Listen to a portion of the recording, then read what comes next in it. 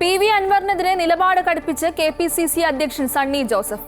താനും പ്രതിപക്ഷ നേതാവ് VD സതീശനും മുൻ KPCC അധ്യക്ഷൻ K സുധാകരനും അടക്കമുള്ള മുതിർന്ന നേതാക്കൾ ചർച്ച നടത്തിയ ശേഷമാണ് ആര്യാടൻ ഷൗക്കത്ത് എന്ന ഒറ്റ പേരിലേക്ക് എത്തിയത്. AICC പരിശോധിച്ച ശേഷം ഹൈക്കമാൻഡ് പ്രഖ്യാപനം നടത്തി. അതിനെയാണ് അൻവർ എതിർത്തത്.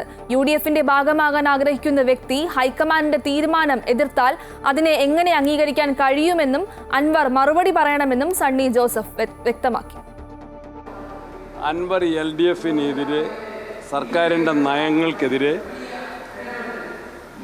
ആക്ഷേപമുയർത്തിക്കൊണ്ടാണ് LDF വിട്ടതും MLA സ്ഥാനം രാജിവെച്ചത്. ആ നയങ്ങൾ ജനങ്ങളുടെ മുൻപിൽ ജനകീയ കോടതിയിൽ ചോദ്യം ചെയ്ത് LDF സർക്കാരിന് ഒരു മറുപടി തിരിച്ചടി നൽകണമെങ്കിൽ അതിനാർക്കാ സാധിക്കുക? കേരള രാഷ്ട്രീയത്തിൽ അത് വളരെ സുവ്യക്തമാണ്.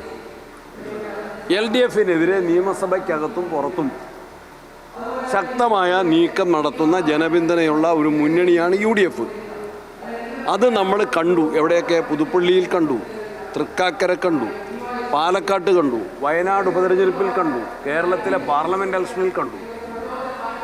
ഇപ്പോൾ ഇതാ നിലമ്പൂരും കാണാൻ പോവുകയാണ്. ആ യാഥാർത്ഥ്യം ആർക്കാണ് മനസ്സിലാവാത്തത്?